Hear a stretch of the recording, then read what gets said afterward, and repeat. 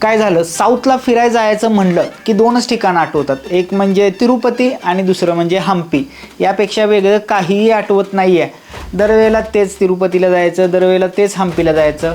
ह्या आजच्या व्हिडिओमध्ये तुम्हाला साऊथ इंडियाची एक अशी भन्नाट ट्रिप सांगणार आहे मित्रांनो, आयुष्यभराची मेमरी तुमच्यासाठी तयार होणार आहे, ज्याच्यामध्ये तुमचं टुरिस्ट प्लेससुद्धा होणार आहे, ज्याच्यामध्ये तुमचं ज्योतिर्लिंगसुद्धा होणार आहे आणि ज्याच्यामध्ये तुमचं बऱ्यापैकी सगळी प्लेसेस कवर होणार आहेत. घरातले सगळ्या वयोगटातले लोक तुमची खुश होणार आहेत.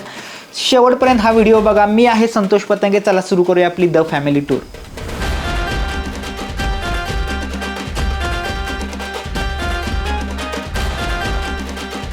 होय मित्रांनो, या व्हिडिओमध्ये आपण बोलायचं आहे आपली जी फेब्रुवारीमध्ये ट्रिप झाली मित्रांनो, टूर झाली, खूप छान झाली, ज्याच्यामध्ये आपण मदुराई कव्हर केलेलं, रामेश्वरम कव्हर केलेलं, कन्याकुमारी कव्हर केलेलं आणि पद्मनाभ स्वामी टेम्पल कव्हर केलेलं. विचार करा की ह्याच्यामध्ये एक ज्योतिर्लिंग कव्हर होतं आहे, ह्याच्यामध्ये एक मंदिराचं संपूर्ण शहर कव्हर होतं आहे, ह्याच्यामध्ये एक टुरिस्ट स्पॉट की जे कन्याकुमारीसारखं प्रसिद्ध आहे, भारताचं एक शेवटचं टोक आपण ज्याला म्हणतोय, पद्मनाभ स्वामीसारखं एक टेम्पल की जे जगविख्यात आहे.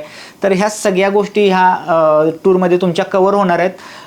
फॅमिलीबरोबर फिरताना आपण म्हणतो ना की मेमरीज तयार झाले पाहिजेत आणि त्या लाईफ टाईम मेमरीज तयार झाले पाहिजेत, अशा प्रकारची ही टूर संपूर्ण असणार आहे मित्रांनो. तर बघूया, चला ह्या टूरचा सगळ्यात आधी आपण ओव्हरव्ह्यू घेऊया.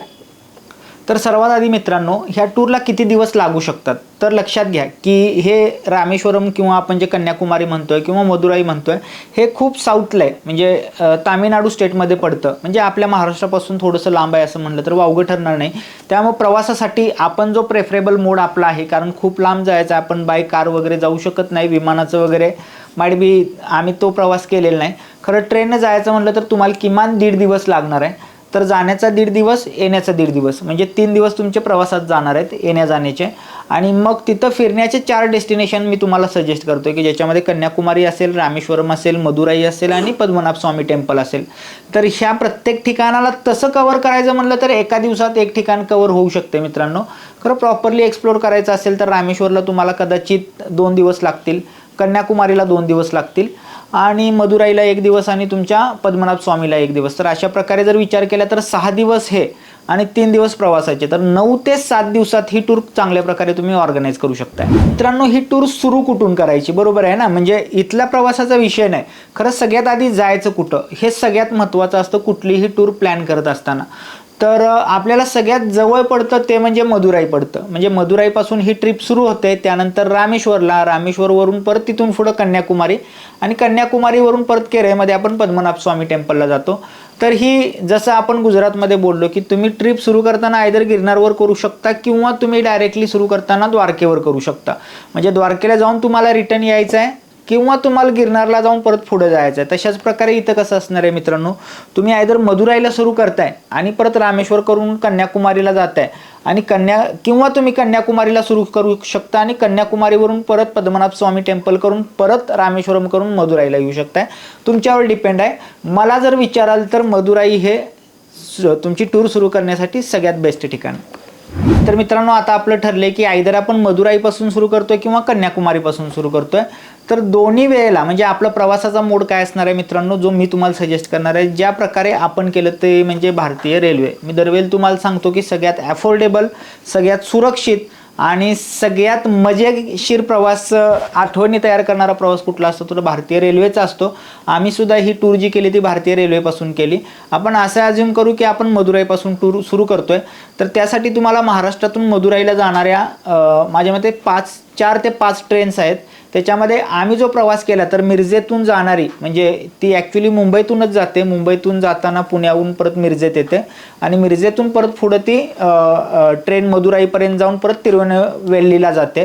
म्हणजे त्या ट्रेनचं हेच आहे, दादर तिरुनेलवेली ट्रेन 11021 असं त्याचा नंबर आहे. चालुक्य एक्सप्रेस त्याला म्हणतात, कारण चालुक्य राजाच्या सगळ्या राज्यातून म्हणजे महाराष्ट्र, कर्नाटक, आंध्र प्रदेश, तामिळनाडू या सगळ्या राज्यातून ती ट्रेन प्रवास करते.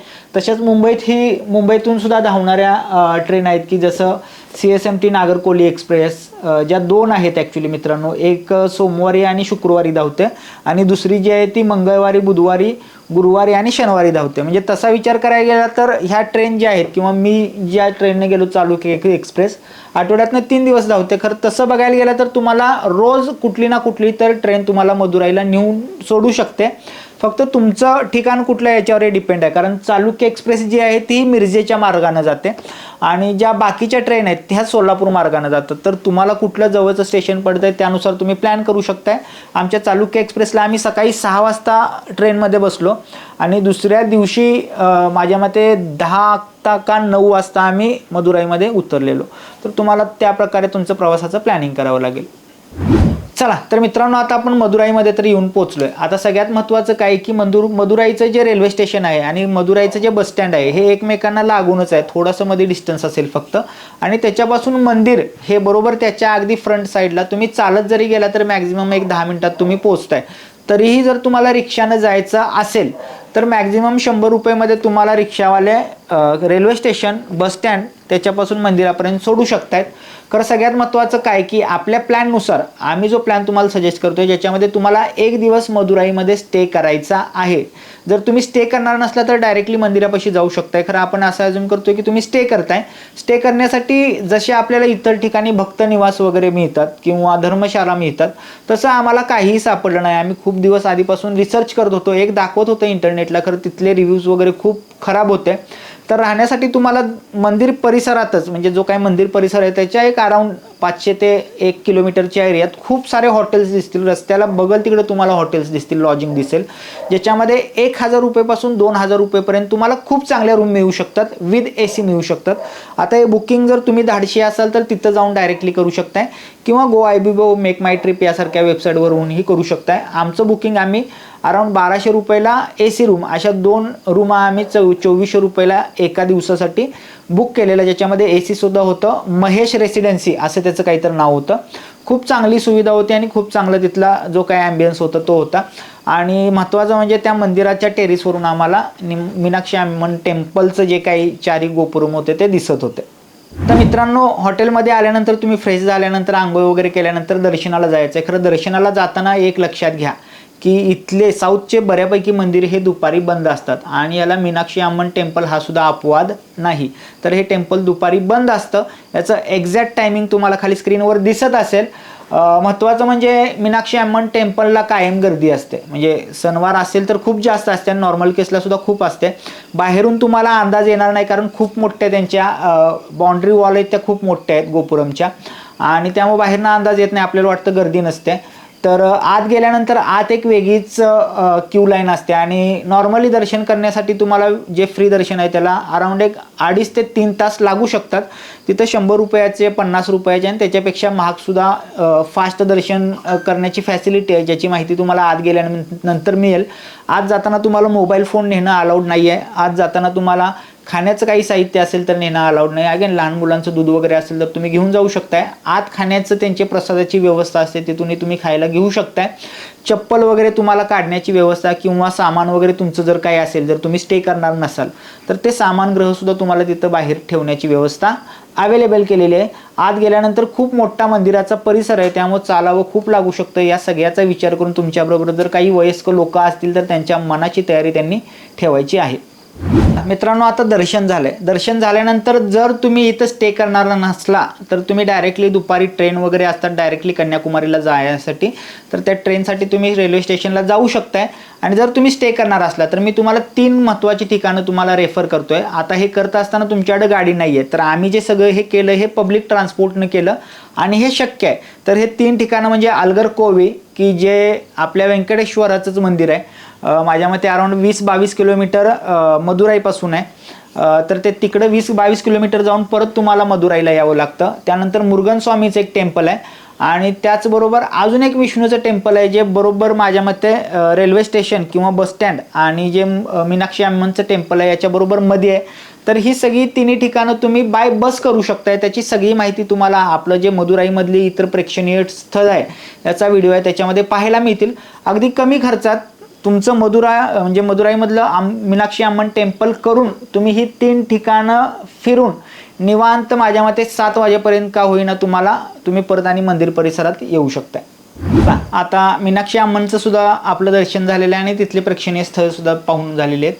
आता खाण्याची व्यवस्था काय आहे तर मित्रांनो, नाश्त्याच्या बाबतीत जर बोलाल तर तुम्हाला तिथं टिपिकल जो काय आपण तिरुपतीला किंवा कर्नाटकात वगैरे आपण साऊथ इंडियन जो नाश्ता करतो तर त्या लेवलचा नाश्ता मिळणार नाही. तिथलं थोडंसं ते आंबट गोड नसून आंबट जास्त आहे. तिखट वगैरे सुद्धा तुम्हाला मिळू शकतं. कॉफी कल्चर तुम्हाला खूप जास्त तिथं बघायला मिळणार आहे. कॉफी वगैरे तुम्हाला बऱ्यापैकी प्रत्येक ठिकाणी प्यायला मिळतील आणि त्यांची क्वालिटी सुद्धा खूप चांगली आहे. राहिला जेवणाचा प्रश्न तर जेवणासाठी नॉर्थ इंडियन खूप सारे हॉटेल्स तुम्हाला पाहायला मिळतील. जसं मी हॉटेल्सच्या बाबतीत म्हटलं की थोड्या अंतरावर गेल्यानंतर तुम्हाला प्रत्येक ठिकाणी कुठलं ना कुठलं तर नॉर्थ इंडियन थाळी मिळणारं किंवा जेवण मिळणारं हॉटेल तुम्हाला पाहायला मिळेल. त्यामुळे जेवणाचा तसा काही प्रॉब्लेम नाही. नाश्त्याच्या बाबतीत मात्र तुम्हाला थोडंसं रिसर्च करावं लागेल.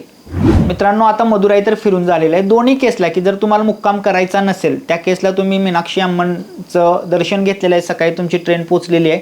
माझ्या मते 12-1 वाजेपर्यंत तुमचं दर्शन झालेलं आहे आणि आता तुम्हाला रामेश्वरला जायचं आहे किंवा तुम्ही एक दिवस मुक्काम केले आणि दुसऱ्या दिवशी सकाळी लवकर उठलाय त्या केसला सुद्धा तुम्हाला काय करायचं आहे, रामेश्वरला जायचं आहे. तर ह्या दोन्ही वेळेला सगळ्यात बेस्ट ऑप्शन कोणता आहे मित्रांनो तुमच्यासाठी, तो म्हणजे ट्रेन. आता ट्रेन का विचारा मला तुम्ही की ट्रेन हा सगळ्यात चांगला ऑप्शन का असेल, कारण सगळ्यात जगविख्यात जो पंबन ब्रिज आहे म्हणजे जे रामेश्वर आहे ना मित्रांनो, तर ते रामेश्वर हे बेट आहे म्हणजे भारताच्या जो काही मुख्य भूभाग आहे तर त्याच्यापासून लांब असलेलं एक बेट आहे आणि त्या बेटावर जाण्यासाठी एक म्हणजे आपला बाय ट्रान्सपोर्ट म्हणजे रोड आहे आणि एक हा रेल्वेचा ब्रिज आहे. हा रोड हा परत बांधला गेला मित्रांनो, त्याच्या आधीपासून हा रेल्वेचा ब्रिज आहे. आत्ताचा जो ब्रिज ज्या ब्रिजवरनं तुमची ट्रेन जाणार आहे हा जो ब्रिज आहे हा नवीन ब्रिज आहे. त्याच्याच साईडला तुम्हाला जुना ब्रिज की तो खूप त्या समुद्राच्या जवळून जातो तो ब्रिज सुद्धा तुम्हाला पाहायला मिळणार आहे. आणि तो जर एक्सपिरियन्स घ्यायचा असेल तर बाय ट्रेन जायचं आहे. तुम्हाला मदुराईतून रामेश्वरला जाणाऱ्या माझ्या मते 3 ते 4 लोकल दिवसातून धावत असतात. सकाळी असते 1च्या दरम्यान एक असते, 3च्या दरम्यान एक असते आणि 5च्या दरम्यान एक असते. आता हे मदुराईतून रामेश्वरला जाण्यासाठी वेळ किती लागू शकतो मित्रांनो, अराउंड एक माझ्या मते सकाळची जी काही डेली एक्सप्रेस आहे तर ती डेली एक्सप्रेस सकाळी जर सुटली तर अराउंड एक 3 ते 4 तासात तिथं पोहोचते. म्हणजे जर समजा तुम्ही सकाळी 8ला बसला तर एक ते 2 वाजेपर्यंत तुम्ही तिथं पोहोचताय. आणि ह्या हिशोबानं बाकी सगळ्या तुमच्या ज्या काही लोकल आहेत किंवा आपण ज्याला पॅसेंजर म्हणतो तर त्या पॅसेंजर ह्या हिशोबाने होतात, रिझर्वेशन लागत नाही. आणि जर तुम्हाला बाय रिझर्वेशन जायचं असेल तर डेली धावणारी अशी कोणती त्या 2 स्टेशनमध्ये एक्सप्रेस नाही आहे, कारण कन्याकुमारी हे टर्मिनल आहे. त्यामुळे तुम्हाला आधी प्लॅन करून कुठल्या तर स्लीपरचं वगैरे तुम्हाला तिकीट काढावं लागेल, तात्काळमध्ये बघावं लागेल किंवा करंटमध्ये तुम्हाला बुकिंग काय मिळते का बघावं लागेल. याचा सुद्धा आमचा एक किस्सा झालेला, तो किस्सा पाहायचा असेल तर आम्ही मदुराई टू रामेश्वरम कसं गेलो तो व्हिडिओ आपल्या चॅनलवर अपलोडेड आहे, तो नक्की पहा. चला मित्रांनो, आता रामेश्वरला आपण पोहोचतोय किंवा पोहोचणार आहे. आता तिथं पोहोचण्याआधी सगळ्यात महत्त्वाची तुम्हाला कशाची जुळणी करायची आहे मित्रांनो, राहण्याची. अगेन हे सुद्धा करत असताना तुम्ही काय करू शकताय, ऑनलाईन बुकिंग करून तुम्ही डायरेक्टली तिथं तुमच्या त्या स्पेसिफिक हॉटेलमध्ये जाऊ शकताय. जे आम्ही केलं, आम्ही सुद्धा एक काय केलं की मंदिर परिसरातच म्हणजे मंदिराचं जे मुख्य जे काही कंपाऊंड आहे तर त्याच्या उजव्या साईडला एक हॉटेल होतं. तर त्या हॉटेलला आम्ही आमची रूम बुक केलेली, सी फेसिंग रूम होती. आता ती कशी होती ती जर पाहायची असेल तर तुम्हाला आमचा ब्लॉग बघावा लागेल. खरं ठीक आहे, म्हणजे ह्या सगळ्या ज्या काही रूम आहेत म्हणजे त्या परिसरात किंवा त्या भागात आम्हाला हेच जाणवलं की ऑफिशियल भक्तनिवास कन्सेप्ट तुम्हाला सापडणार नाही. प्रायव्हेट लॉजिंग किंवा हॉटेलिंग तुम्हाला करावं लागेल. अगेन त्याचा दर सुद्धा तुम्हाला किती राहणार आहे मित्रांनो, 1000 रुपये ते 2000 रुपयेच्या आसपास तुम्हाला चांगल्या रूम्स भेटू शकतात, ज्याच्यामध्ये AC सुद्धा तुम्हाला मिळेल. डबल बेडच्या, 3 बेडच्या, 4 बेडच्या रूम्स मिळू शकतात. तुम्हाला स्पेसिफिकली जर सांगायचं असेल, जर तुम्ही खूप आधी प्लॅनिंग करत असाल तर माहेश्वरी भक्तनिवास की जे भक्तनिवास आपल्या इथं सुद्धा खूप साऱ्या म्हणजे नरसिंहपूरला सुद्धा आपल्या आहे ते, तर त्यांचं माहेश्वरी भक्तनिवास तिथं 2 बिल्डिंग आहेत आणि तिथं तुम्हाला अफोर्डेबल किमतीमध्ये काय मिळू शकतात, रूम्स मिळू शकतात. फक्त लक्षात काय ठेवायचं आहे मित्रांनो, ज्यावेळेला तुम्ही रेल्वे स्टेशनला उतरताय तर रेल्वे स्टेशन आणि मंदिर याच्यामध्ये डिस्टन्स आहे, तुम्ही चालत वगैरे जाऊ शकत नाही. आणि त्यावेळेला तिथं जे काही जो नॉर्मल स्कॅम चालतो की जे रिक्षावाले आहेत ते खूप जास्त हट्टून पैसे मागतात, तर त्यावेळेला तुमचं बार्गेनिंग स्किल पाहिजे. तुमच्याबरोबर रेल्वेतनं दुसरे उतरलेले पॅसेंजर यांच्याबरोबर ग्रुपिंग करा आणि 8 सीटर 10 सीटर अशा गाड्या कमी खर्चात ठरवता येतात का बघा. जर तुम्ही स्वतः रिक्षानं वगैरे ठरवून जाणार असाल, जर 4-5 लोक असाल आणि एक रिक्षा ठरवत असाल तर अराउंड तुम्हाला 200 रुपयाच्या आसपास फ्रॉम रेल्वे स्टेशन टू मंदिरापर्यंत जाण्याचा खर्च येऊ शकतो. तर मित्रांनो, रामेश्वरम हे एक ज्योतिर्लिंग आहे, बरोबर आहे ना. आणि ज्योतिर्लिंग असल्यामुळं तुम्हाला कदाचित असं वाटेल की तिथं खूप गर्दी असते. गर्दी असते का मित्रांनो? तर खरोखर गर्दी असते तिथं. तर तिथं दर्शन खूप फास्ट होतं, कारण आम्ही तिथं ॲक्च्युली 2 रात्री आणि 3 दिवस आम्ही तिथं स्टे केला आणि मनसोक्त आम्ही रामेश्वराचं आपलं दर्शन घेतलं. आणि त्यावेळेला त्या 3 दिवसात आम्हाला अनुभव असा आला की गर्दी असते का? तर असते. एका वेळेला गर्दी होते आणि त्याही वेळेला ज्या वेळेला खूप गर्दी होते त्यावेळेला मॅक्झिमम अर्धा ते 1 तासात तुमचं दर्शन होऊन जातं. तरीही तिथं दर्शन घेण्यासाठी तुम्हाला 50 रुपये, 100 रुपये आणि 200 रुपयेच्या वेगवेगळ्या लाईन्स असतात. आणि ह्या सगळ्याच्या पलीकडं सगळ्यात महत्त्वाचं, रामेश्वरला गेल्यानंतर तिथं कुंडांमध्ये स्नान करावं लागतं. तिथं 22 कुंड आहेत आणि त्या प्रत्येक 22 कुंडात स्नान करण्याचं एक वेगळं महत्त्व आहे. आणि ते करण्याची सगळी प्रोसिजर आम्ही आमच्या मेन व्हिडिओमध्ये तुम्हाला सांगितलेली आहे. कारण ते करत असताना काही प्रायव्हेट लोकंसुद्धा तिथं असतात की ते आपल्याला स्नान घालतात, किंवा मंदिराची सुद्धा ऑफिशियल व्यवस्था आहे की त्यांना आपण पैसे देऊन त्यांच्याकडनं स्नान करून घेऊ शकतो. तर ह्या सगळ्याचा एक ऑफिशियल व्हिडिओ केलेला आहे. नियमाप्रमाणे तुम्ही 22 कुंडात स्नान करून परत रामेश्वराचं दर्शन घ्यायचं, असा एक तिथं म्हणजे समज आहे. तुम्हाला जर तो सगळा तुम्हाला जो काही सिक्वेन्स आहे तो प्रॉपरली पाहायचा असेल तर आमचा मेन व्हिडिओ नक्की पहा. कारण दर्शनासाठी मॅक्झिमम तुम्हाला 1 तास ते 1.5 तास लागू शकतो. फ्री दर्शनामध्ये मंदिर हे सुद्धा दुपारी बंद असतं, हे लक्षात ठेवायचं आहे. 3ला ओपन होतं, 12ला बंद होतं दुपारी आणि परत 3ला ओपन होतं. 3ला गेल्यानंतर तुम्हाला थोडीशी गर्दी भेटू शकते. मंदिराच्या अगदी समोरच तुम्हाला समुद्र भेटेल, तर तिथून तुम्हाला स्नानाची सुरुवात करायची आहे. मंदिराच्या माझ्या मते उत्तरेकडील गेट्समधून तुम्हाला कुंडांना स्नान करण्याची व्यवस्था आहे. आणि सर्वात महत्त्वाचं म्हणजे इथं महाप्रसाद सुद्धा तुम्हाला मिळणार आहे मित्रांनो. महत्त्वाचं सांगायचं राहिलं मित्रांनो की रामेश्वरला 2 लिंग आहेत. म्हणजे एक जे सीतामातेनं तयार केलेलं वाळूचं, आणि दुसरं म्हणजे एक आत्मलिंग आहे. तर ते आत्मलिंग स्फटिक रूपात आहे. आणि ते स्फटिक रूपात जे आत्मलिंग आहे तर त्याचं दर्शन सकाळी सुरू होतं. आता या बाबतीत इंटरनेटवर अवेलेबल असलेली माहिती आणि आम्हाला तिथं जो अनुभव आला तो वेगळा होता. काही जण म्हणतात की 5ला सुरू होतं आणि 1 तास 6 वाजेपर्यंत असतं. काही जण म्हणतात 4ला सुरू होतं आणि 5ला संपतं. तर आम्हीही गेलो आणि आम्हाला अगदी शेवटच्या क्षणात 200 रुपये भरून त्या स्फटिकलिंगाचं दर्शन मिळालं. रामेश्वरचा दर्शनाचा अनुभव खूप भारी आहे मित्रांनो. तुम्हाला खूप वेळ दर्शन तुम्हाला जे काही दोन्ही लिंग आहेत त्यांचं करता येतं. आणि हे करत असताना सगळ्यात महत्त्वाचं, तिथं जर काही लोकल फेस्टिवल असले तर त्यावेळेला मंदिर बंद असतं मित्रांनो. तर ह्या सगळ्याची माहिती घ्या आणि त्याप्रमाणे तुमची टूर प्लॅन करा. ओके, आता आपलं रामेश्वराचं सुद्धा दर्शन झालेलं आहे मित्रांनो. रामेश्वर हे आपल्या सर्व ह्या 4 डेस्टिनेशनमधलं सगळ्यात महत्त्वाचं डेस्टिनेशन आहे. कारण इथं आपले जे काही रामप्रभू होते तर ह्यांचा तिथं वावर झालेला आहे मित्रांनो. आणि त्यामुळे ह्या ठिकाणी तुम्हाला खूप सारे टुरिस्ट स्पॉट भेटणार आहेत. ज्यातलं सगळ्यात महत्त्वाचं स्पॉट की ज्याला आपण काय म्हणतो की भारताचं शेवटचं ठिकाण, की जिथून राम सेतू सुरू होतो, तर ते म्हणजे धनुष्यकोडी. ॲक्च्युली धनुष्यकोडी हे गाव आहे अलीकडे त्या रूटवर. आणि तिथून पुढं थोडंसं गेल्यानंतर तुम्हाला ते शेवटचं एक डेस्टिनेशन पाहायला मिळेल की जिथून राम सेतू सुरू होतो. आता तिथं भरती ओहोटी सुरू असते, त्यानुसार तुम्हाला ते खाली जाऊन पाहता येते का वरून पाहता येते हा विषय असेल. खरं बघण्यासाठी अतिशय सुंदर ठिकाण आहे.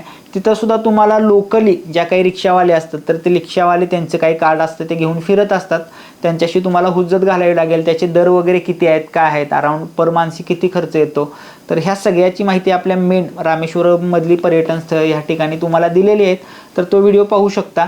आणि हे सगळं फिरण्यासाठी तुम्हाला मॅक्झिमम 4 ते 6 तास लागू शकतात. मला जर रेकमेंडेशन विचाराल तर त्यातलं तुम्हाला मी एक सांगेन की जो काही आपला राम सेतू आहे तो असेल, दुसरा असेल धनुष्यकोडी, आणि तिसरा असेल पंबन ब्रिज. ज्या ब्रिजवरनं तुमची रेल्वे आलेली आहे तर तिथं परत आणि तुम्ही जाऊन तो पंबन ब्रिज बघितला तर तुम्हाला खूप चांगला आणि डिवाईन एक्सपिरियन्स येणार आहे. वारं सुटलेलं असतं समुद्राचं आणि सगळं ते दिसत असतं. खूप छान एक्सपिरियन्स येणार आहे. त्यानंतर जर तुम्ही मला विचाराल तर जे आपले सर्वांचे लाडके राष्ट्रपती डॉक्टर APJ अब्दुल कलाम ह्यांचं एक संग्रहालय आणि त्यांचं स्वतःचं घर, कारण ते रामेश्वरचे होते, तर ते घरीसुद्धा त्यांच्या संग्रहालय त्यालासुद्धा भेट देण्यासारखं आहे. आणि जे काही आपल्या भारत सरकारनं उभा केलेलं त्यांचं संग्रहालय ते तर अगदी पाहण्यासारखंच आहे. तर ही 4-5 ठिकाणं तुम्हाला नक्की चुकवायची नाहीत. आणि याच्या अवतीभोवती परत आणि दुसरी टुरिस्ट स्पॉट जे तुम्हाला रिक्षावाले फिरवतात ते कवर होऊन जातात त्याच्यामध्ये. त्यामुळे हे सगळं फिरण्यासाठी अराउंड तुम्हाला 4 ते 5 तास काढायचे आहे. आता दर्शनसुद्धा झाले आणि आसपासचे आपले ठिकाणंसुद्धा फिरून झालेत. आता खाण्याची व्यवस्था काय, तर मित्रांनो आपण राहतोय मंदिराच्या अगदी साईडला, म्हणजे मी जसं तुम्हाला सांगितलं तर तिथं तुम्हाला खूप सारी हॉटेल्स दिसतील. अगेन इथं थोडंसं तुम्ही जे आपलं नॉर्थ इंडियन फूड आहे ते मिस कराल. आणि मिस करण्यापेक्षा ते थोडंसं तुम्हाला महाग वाटेल. म्हणजे आपली अर्ध्या चपाती एवढी सुद्धा रोटी तिथे 30 आणि 40 रुपयाला मिळते. त्यामुळे ह्या सगळ्या गोष्टी माइट बी तुम्हाला इरिटेटिंग वाटू शकतात. खरं तुम्हाला आम्हाला जे तिथं सगळ्यात जास्त आवडलं ते म्हणजे पराठा, आणि त्या पराठाबरोबर ग्रेव्ही देतात, लच्छा पराठा असतो, आणि तो एक अफोर्डेबल ऑप्शन तुमच्यासाठी असू शकेल. बाकी चहा कॉफी हे खूप छान मिळतं. इडलीसुद्धा मिळते. माझ्या मते इलाई राजा म्हणून एक हॉटेल तिथं होतं की जे मंदिराच्या समोरचं जे गेट आहे पूर्वेकडचं, तर त्याच्या डाव्या हाताला इलाई राजा म्हणून हॉटेल आहे. तर त्या ठिकाणी तुम्हाला नाश्ता आणि जो काही मी पराठा म्हणला तो चांगल्या प्रकारे तुम्हाला खायला मिळेल. चला मित्रांनो, रामेश्वर आपलं सगळं फिरून झालेलं आहे आणि रामेश्वरहून आपल्याला जायचं कुठं आहे मित्रांनो? कन्याकुमारीला. आता हे कन्याकुमारीला जाण्यासाठी अगेन जो सगळ्यात बेस्ट ऑप्शन आम्हाला वाटला तो परतानी रेल्वेच होता. कारण रामेश्वरमपासून कन्याकुमारी थोडंसं लांब आहे. थोडंसं लांब म्हणजे किती लांब मित्रांनो? की तुम्ही जर रात्री 11:30च्या दरम्यान ट्रेनमध्ये बसला तर पहाटे माझ्या मते 5-5:30च्या दरम्यान तुम्ही कन्याकुमारीला पोहोचू शकताय. बरं, हे फक्त ट्रेनच हा तुमच्यासाठी ऑप्शन असेल का? तर नाही मित्रांनो. तिथून तुम्हाला खूप साऱ्या प्रायव्हेट ट्रॅव्हल्ससुद्धा असतात की ज्याचं बुकिंग तुम्ही रेड बस किंवा इतर कुठल्याही बस बुकिंग प्लॅटफॉर्मवर करू शकताय. तो ऑप्शन थोडासा महाग वाटतोय, त्याच्यापेक्षा ट्रेनचा ऑप्शन चांगला असेल. अगेन खरं याच्यात एक महत्त्वाचा कॅच काय आहे मित्रांनो, की डेली ट्रेन नसतात. म्हणजे कन्याकुमारीतून रामेश्वरमवरून कन्याकुमारीला जाण्यासाठी डेली ट्रेन नसतात. तर त्या अकॉर्डिंगली तुम्हाला प्लॅन करावं लागेल. आणि जर ट्रेन तुम्हाला तुमच्या जे काही प्लॅनिंग आहे त्या हिशोबात बसत नसतील तर बसनं ट्रॅव्हल करणे हा तुमच्यासाठी सगळ्यात योग्य उपाय असेल. सगळ्यात महत्त्वाचं की कन्याकुमारीला जर पोचायचं आहे तर एकतर तुम्ही आदल्या दिवशी रात्री जावा किंवा दुसऱ्या दिवशी सनराईज होण्याच्या आधी पोचण्याचा प्रयत्न करा, जो आम्ही केला. कारण कन्याकुमारीमध्ये बघण्यासारख्या सगळ्यात महत्त्वाच्या 2 गोष्टी आहेत, त्या म्हणजे तुमचा सनसेट आणि सनराईज. तर मित्रांनो, कन्याकुमारीला जसं मी तुम्हाला सांगितलं की आदल्या दिवशी रात्री या किंवा दुसऱ्या दिवशी सूर्योदय व्हायच्या आत तुम्हाला पोचायचं आहे. कारण कन्याकुमारीचा सूर्योदय आणि सूर्यास्त हा पाण्यासारखा असतो मित्रांनो. आपलं बघा ना, सगळ्यात शेवटचं टोक आपण त्याला काय म्हणतोय? कन्याकुमारीला म्हणतोय. आणि त्यामुळे तिथनं जो समुद्र दिसतोय तो अथांग दिसतोय. तिथं 3 समुद्राचा संगम आहे मित्रांनो. तिथंच तुम्हाला म्हणजे कुमारी अम्मनचं टेम्पल की जे एक शक्तिपीठ आहे त्याचं टेम्पल त्याचबरोबर स्पॉटला आहे की जिथं त्रिवेणी संगम आहे असं म्हणतात. तिथंच तुम्हाला विवेकानंदांचं रॉक मेमोरियल पाहायला मिळणार आहे. तिथं जे तिरुवेल्लुवर जे काय जे तामिळ राष्ट्रसंत होते असं म्हणतात, तर त्यांचंच तुम्हाला स्टॅच्यू तिथं पाहायला मिळणार आहे, त्यांचं मेमोरियल पाहायला मिळणार आहे. तर तो स्पॉटच एक खूप ओजी स्पॉट आहे मित्रांनो. तिथं गेल्यानंतर जी व्हाईब येते मित्रांनो ती अतिशय पॉझिटिव्ह व्हाईब आहे आणि खूप तुम्ही तिथं रिलॅक्स होता. म्हणजे आपण म्हणतो ना की आपण एक मदुराईचं टेम्पल कव्हर केलं, देन आपण एक ज्योतिर्लिंग कव्हर केलं आणि त्यानंतर आपण एक टुरिस्ट स्पॉटला जातोय की ठीक आहे तिथे एक म्हणजे आपण म्हणतोय की हे आहे तुमचं शक्तिपीठ आहे. तर त्याच्याबरोबर जे काही टुरिस्ट स्पॉट्स त्याच्या अवतीभोवती ते तुम्हाला अगदी रिलॅक्स करून ठेवतात. मित्रांनो, तिथं राहायची व्यवस्था जर विचाराल तर अगेन तिथं सुद्धा तुम्हाला प्रायव्हेट हॉटेलिंग करावं लागेल. आम्ही ह्या वेळेला काय केलं तिथं जाताना की ऑनलाईन बुकिंग न करता तिथं जाऊन बुकिंग करायचं असं ठरवलं. आम्हाला 1000 रुपयाच्या आसपास एक 3 बेडची रूम चांगली मिळाली. थोडीशी कंजेस्टेड होती, खरं त्यांना आम्ही रिक्वेस्ट केल्यानंतर त्यांनी आम्हाला बदलून दिली आणि तिथून जो सूर्योदय पाहण्याचा जो स्पॉट होता तो अगदी वॉकिंग डिस्टन्सवर होता. त्यामुळे आम्ही गेलो, फ्रेश झालो रूमवर आणि लगेच आम्ही जिथं सूर्योदय होते तिथं गेलो आणि आम्हाला तो सूर्योदय पाहायला मिळाला समुद्रातला. खूप छान आमचा एक्सपिरियन्स होता. मित्रांनो, जर तुम्हाला कन्याकुमारी फिरायचं असेल तर कन्याकुमारीमध्ये फिरण्यासारखी माझ्या मते हे 2-3 ठिकाणच आहेत की ज्याच्यामध्ये तुम्हाला जो सूर्योदय असेल सूर्योदय पाहता येईल. त्यानंतर जे तुमचं कुमारी अम्मनचं टेम्पल आहे त्या कुमारी अम्मनचं टेम्पल पाहता येईल. त्यानंतर त्याच्याच साईडला जे आपल्याला जे आपण बऱ्यापैकी प्रत्येक ठिकाणी बघतो ते म्हणजे विवेकानंद रॉक मेमोरियल आणि दुसरं म्हणजे तुम्हाला जे काय तिरुवेल्लुवर जे तामिळ राष्ट्रसंत होते तर त्यांचं जे काही स्टॅच्यू आहे खूप मोठा तो स्टॅच्यू पाहायला मिळेल. पण तो परिसर खूप छान आहे मित्रांनो. त्या परिसरात तुम्ही 1 दिवस 2 दिवस जरी स्पेंड केला तर तुम्हाला लक्षात येणार नाही मित्रांनो. त्यामुळे त्या परिसरात सकाळी पोहोचल्यानंतर संध्याकाळपर्यंत वेळ कसा जाणार आहे हे तुम्हाला समजणार नाही. मित्रांनो, अजून एक महत्त्वाचं की जसं मी तुम्हाला सांगितलं की विवेकानंद रॉक मेमोरियल आहे किंवा तिरुवेल्लुवर यांचं जे काही एक स्टॅच्यू आहे तर ते समुद्राच्या मध्ये आहे आणि तिथं जाण्यासाठी तुम्हाला फेरी असते. जर तुम्ही ऑफलाईन बुकिंग करायचं म्हणला तर ऑफलाईन बुकिंगला खूप लाईन असते, सकाळी असते मित्रांनो. जर तुम्ही 1-2 तास ते पास होऊन दिले तर त्यानंतर ती लाईन कमी होते. त्याचं बुकिंग तुम्ही ऑफलाईन जसं करू शकता तसं ऑनलाईनही करू शकता. मी सजेस्ट करेन जर तुमचं 1-2 दिवस आधी प्लॅन ठरत असेल तर स्पेसिफिक एका स्पेसिफिक टायमिंगचं स्पेसिफिक ऑनलाईन बुकिंग केलेलं तुम्हाला कधीही बरं पडेल.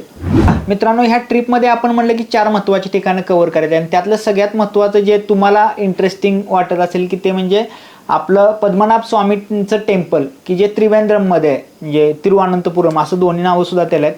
तर हे आपण कव्हर कुठनं करायचं आहे मित्रांनो? कन्याकुमारीमधूनच करायचं आहे. लक्षात घ्या, कन्याकुमारीमधून तिरुवनंतपुरम किंवा त्रिवेंद्रम आहे हे किती किलोमीटर आहे? फक्त 90 किलोमीटर आहे. बाय बस जाऊ शकता का? जाऊ शकता. खरे खूप चांगला ऑप्शन आहे मित्रांनो. सकाळी बरोबर 3:45 वाजता कन्याकुमारी रेल्वे स्टेशनवरून तुम्हाला पद्मनाभ स्वामी टेम्पलला म्हणजे त्रिवेंद्रमला जाणारी ट्रेन रोज असते मित्रांनो. आणि त्याच्यात CC आणि म्हणजे जे चेअर्स असतात, आपण बसून जाण्याचं रिझर्वेशनचं जे आपलं ट्रेन असतं, तर तशा प्रकारची ट्रेन असते आणि त्याचे बुकिंग ऑलवेज अवेलेबल असतात मित्रांनो. तुम्ही आज जरी उद्याचं बुकिंग करायचं म्हटलं तर इझिली करू शकताय. त्यामुळं तुम्हाला तो ट्रेनचा ऑप्शन चांगला असणार आहे. सकाळी लवकर उठायचं आहे. सकाळी लवकर उठून 3:45च्या आसपास तुम्हाला ती ट्रेन सापडणार आहे. त्या ट्रेनमध्ये बसायचं आहे. बरोबर 6:10 तुम्ही कुठं पोहोचणार आहे मित्रांनो? तिरुवनंतपुरममध्ये. तिरुवनंतपुरमच्या मंदिराच्या रेल्वे स्टेशनच्या तिथं उतरला तर तिथनं अराउंड 1 ते 1.5 किलोमीटर मंदिर आहे. सरळ काय करायचं आहे मित्रांनो? रिक्षा पकडायची आहे. रिक्षा पकडून मंदिरापाशी जायचं आहे. अगेन सगळ्यात ट्रिकी पार्ट यात काय असेल मित्रांनो की जे काही म्हणजे आपलं तिरुवनंतपुरमचं पद्मनाभ स्वामी टेम्पल आहे, तर हे कंटिन्युअसली मध्ये बंद असतं. म्हणजे सकाळी समजा एक अर्धा-पाऊण तास दर्शन सुरू असतं, परत अर्धा तास बंद असतं, परत एक तासभर सुरू असतं, परत एक अर्धा-पाऊण तास बंद असतं. त्याचे टाइम्स तुम्हाला मी खाली व्हिडिओमध्ये तुम्हाला दिसत असतील. तर हे असल्यामुळे हे प्लॅन करायला डिफिकल्ट जातं मित्रांनो. तरीही महत्त्वाचं काय करा की लवकरात लवकर तिथं पोहोचण्याचा प्रयत्न करा. आमचं दर्शन अराउंड 9:30च्या आसपास त्यावेळेला तिथं झालं. तिथं जाताना सगळ्यात महत्त्वाची कुठल्या गोष्टीची काळजी घ्यायची आहे तर तुम्ही तुमच्या नॉर्मल कपड्यांवर रामेश्वरला जाऊ शकताय, मदुराईला जाऊ शकताय, ज्याच्यामध्ये बरमुडा वगैरे असल्या गोष्टी चालत नाहीत. कारण किंवा लेडीजसाठी खूप मॉडर्न कपडे चालत नाहीत. सलवार कुर्ता वगैरे हे सगळं तुमचं चालून जातं.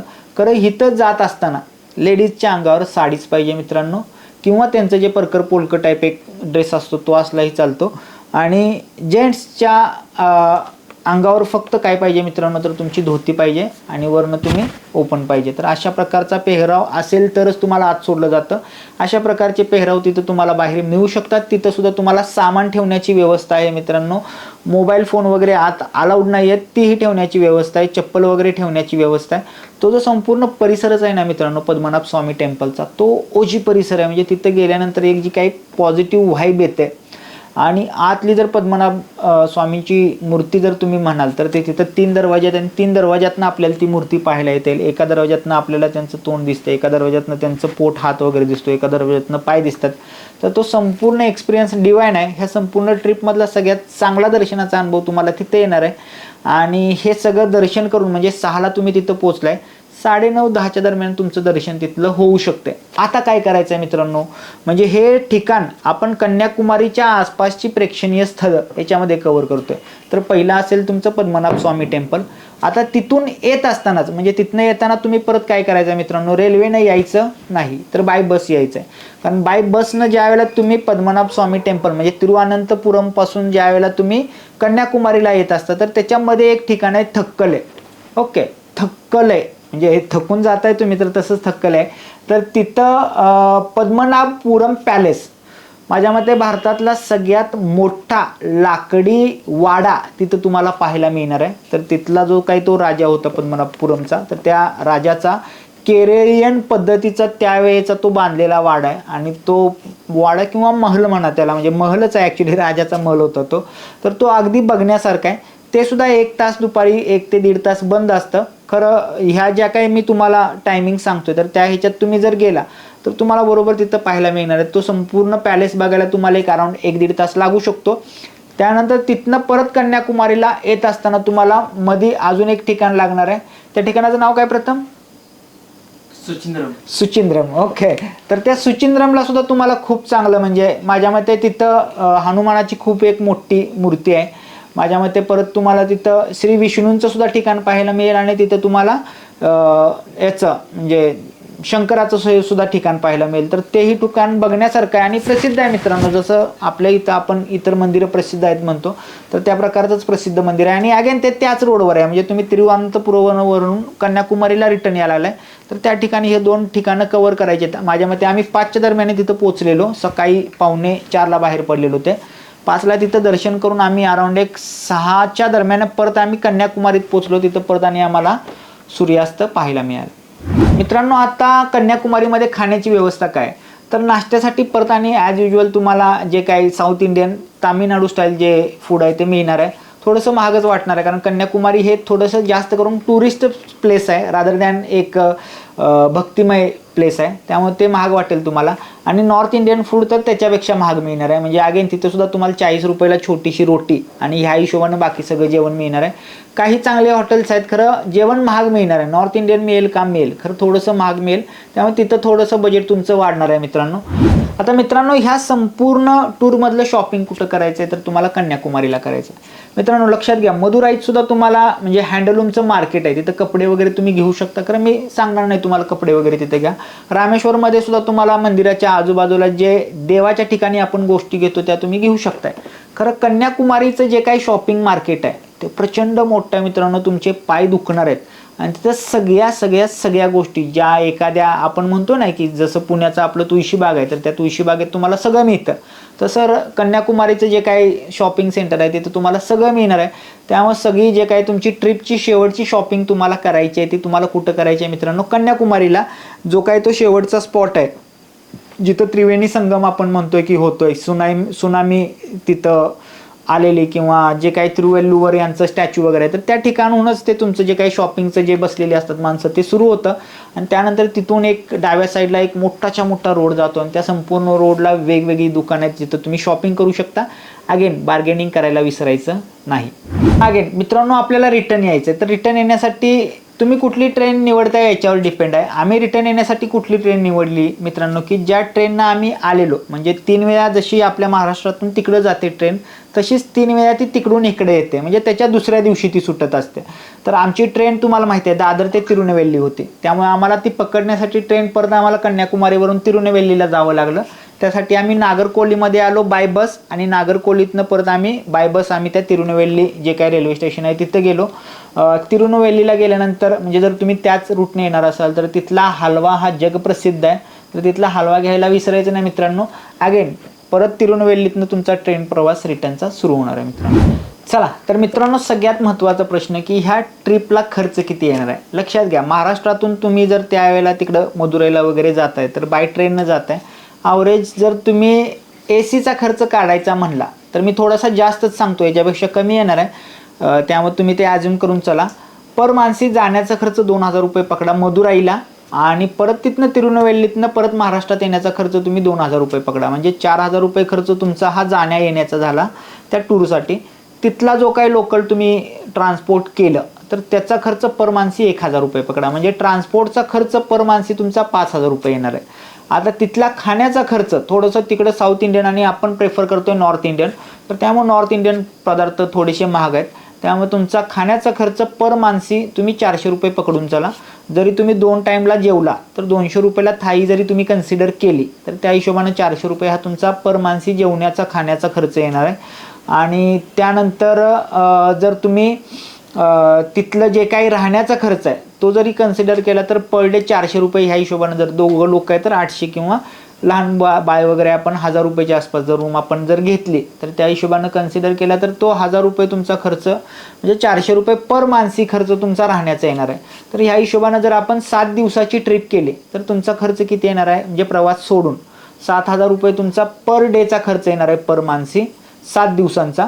आणि तुमचा जो काही ट्रॅव्हलिंगचा खर्च आहे तो आपण 5000 रुपये काढला, तर अशा हिशोबानं 12000 रुपये मानसी खर्च तुम्हाला ह्या 7 ते 9 दिवसाच्या ट्रिपसाठी येऊ शकतो. अगेन तुम्ही जर ह्यात काही काटकसर करू शकला तर 12चं 10,000 ही होऊ शकते, आणि जर तुम्ही याच्यात लक्झरियस एक्सपिरियन्स तुम्ही घेतला तर याचं 12चं 15,000 ही होऊ शकते. खरं मला जर विचाराल तर 12,000 रुपयेमध्ये तुमची खूप चांगली ट्रिप ही ऑर्गनाईज होणार आहे.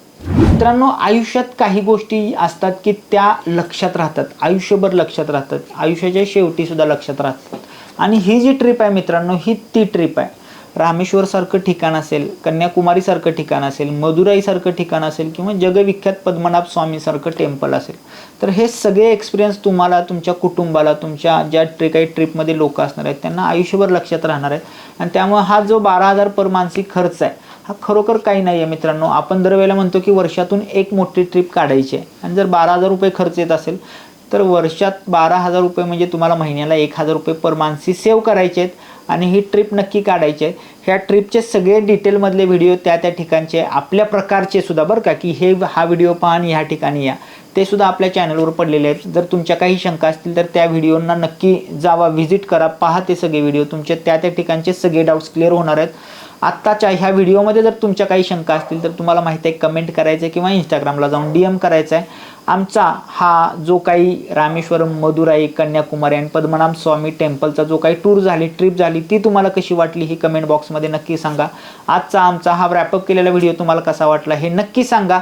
भेटूया अशाच एका पुढील व्हिडिओमध्ये, पुढील एका टूरमध्ये. तोपर्यंत टाटा, बाय बाय, सायनारा, जय हिंद, जय महाराष्ट्र.